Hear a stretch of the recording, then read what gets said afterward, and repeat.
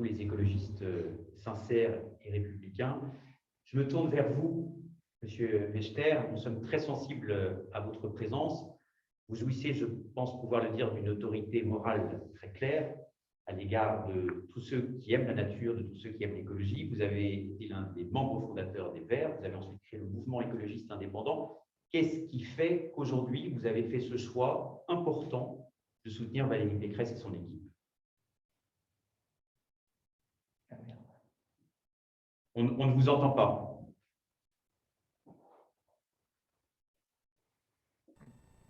Vous m'entendez? Tout à fait. Bien. L'agglomération francilienne est un écosystème difficile. Et c'est évident que si l'on veut maîtriser l'ensemble des phénomènes qui dégradent les conditions de vie, et on voit bien aujourd'hui, notamment après le Covid, qu'énormément de Parisiens souhaitent s'installer ailleurs, il faut à l'évidence, d'une part, avoir de la volonté, une volonté cohérente, et je reprendrai là une formule de René Char que nous avons mis depuis le début sur un frontispice en quelque sorte, qui est que si tu veux que ta charrue, que ton sillon soit droit, il faut fixer la charrue sur une étoile.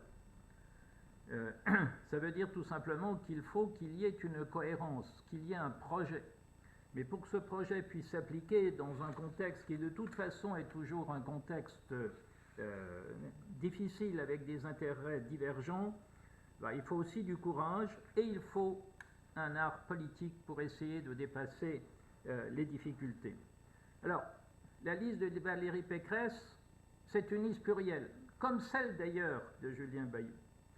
Et la question qu'il faut poser, c'est de savoir si les différentes composantes chez les uns et les autres sont en capacité de construire quelque chose de cohérent et surtout de mettre en œuvre.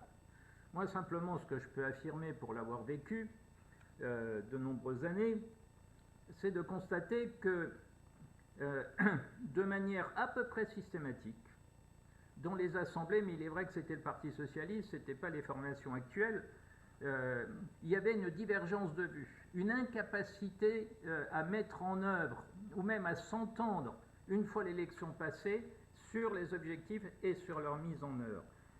Et je pense que si les Verts étaient sincères, ils vous diraient à quel point ils sont parfois en souffrance dans ce type d'association, dans ce type de rassemblement. Valérie Pécresse a l'avantage d'avoir essayé de réunir des gens qui ont envie effectivement de faire. Après, il s'agira évidemment de continuer à construire un projet. C'est un processus continu, parce que nous n'avons pas nécessairement sur tous les points les mêmes approches, mais c'est aussi ça qui fait l'enrichissement d'un projet et qui permet de penser que sur des problèmes qui vont apparaître, on ait la capacité d'avoir une certaine créativité en apportant chacun notre sensibilité. Il y a un point qui, entre le mouvement écologiste indépendant et les Verts, fait un peu partout conflit, c'est l'importance que nous, écologistes, accordons à la beauté. La beauté, ça veut dire à la construction d'un cadre de vie de qualité. La beauté, évidemment, en région parisienne, c'est essentiellement un problème d'urbanisme, c'est un problème de préservation des paysages, et la région est un lieu qui peut avoir une influence conséquente sur le sujet, à travers le SRADET, à travers l'ensemble des documents de planification, mais aussi à travers les choix de financement, à travers notamment une exigence qui doit porter sur les bâtiments que la région est amenée à construire, par exemple les lycées, enfin bref. Il y a là une exigence forte. Elle forte également, il faut bien le dire. Hein. Pour nous, nous avons un conflit un peu partout sur la question des éoliennes. Je prends simplement cet élément. Mais dans une agglomération comme Paris, ce qu'il faut, c'est réussir à avoir une bonne application de la Convention européenne du paysage, urbain et non urbain, que la France a ratifié. Ça veut dire on protège d'un côté, on accompagne les évolutions pour conserver une certaine harmonie, et puis on essaie surtout, évidemment, de réhabiliter la qualité de ce cadre de vie. Sur ce point-là, Ça, c'est vraiment une différence fondamentale.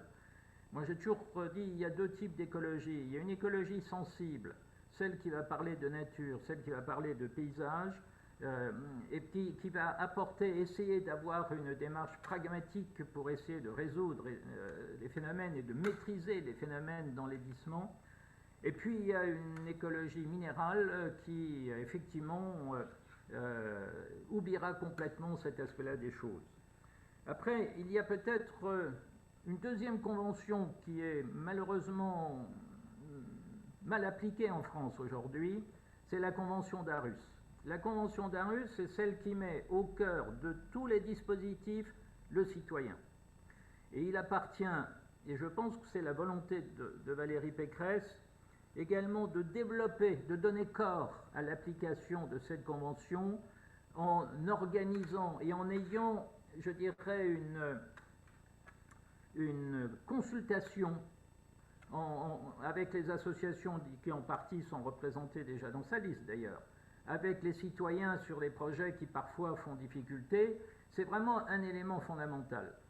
Et là encore, même si c'est affirmé par la liste des Verts, c'est vrai que c'est rarement mis en œuvre parce qu'il y a toujours un préjugé sur qui porte en quelque sorte la contestation ou la discussion. Voilà, c'est la raison pour laquelle, parce que je crois que Valérie Pécresse et la liste surtout qu'elle accompagne, enfin qu'elle conduit, a la plus forte capacité aujourd'hui à essayer de maîtriser tous les phénomènes compliqués de cet écosystème francilien. Quand on a à gérer une agglomération de 12 millions d'habitants, évidemment, c'est autrement plus compliqué que d'avoir à gérer une région qui est essentiellement rurale avec quelques pôles urbains. C'est la raison pour laquelle il faut à la fois cette diversité dans la liste, il faut à la fois cette capacité politique à faire vivre tout le monde ensemble. Et j'ajouterais quand même qu'une fois les élections passées, même au sein du conseil régional, il faudra essayer de détecter tous ceux qui ont une capacité à participer au projet, mais ça suppose de dépasser évidemment, notamment de la part de ceux qui seront dans l'opposition, une pratique qui, elle, malheureusement aussi, que j'ai vécu trop souvent dans les conseils régionaux et auxquels j'ai toujours refusé de participer, des logiques oppositionnelles qui font offense en quelque sorte à la rationalité et à la logique. Merci beaucoup Antoine Wechter et votre engagement vous fait honneur. Marie-Ève Perru, toi qui es l'une de nos colistières et aussi très engagée au sein du mouvement écologiste indépendant, est-ce que tu veux ajouter quelque chose à ce que vient Oui, de dire? donc je me présente rapidement. Donc je suis la responsable au niveau régional du mouvement écologiste indépendant d'Antoine Wechter. J'ai une formation scientifique d'ingénieur spécialisée dans les problèmes techniques des grandes villes, tels que les problèmes d'approvisionnement en eau potable, gestion des eaux usées, gestion des déchets. Et donc, il faut rappeler que l'écologie est une discipline principalement scientifique. Et ça, c'est souvent oublié, parce que ça devient une discipline politique et non pas scientifique. Et aussi transversale, comme on l'a dit tout à l'heure, c'est l'affaire de tous, hein, qu'on soit de gauche, de droite ou du centre, ça nous concerne tous.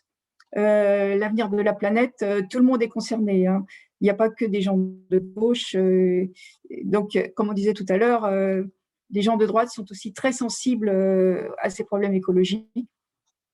Donc, le mouvement écologiste indépendant, donc nous soutenons l'action de Valérie Pécresse, car Valérie Pécresse est une personnalité politique qui est tout à fait consciente de l'urgence climatique et de la dégradation de la biodiversité, et ces dégradations étant liées à la non-durabilité de nos modes de vie et à la densité de la population humaine, enfin la surpopulation.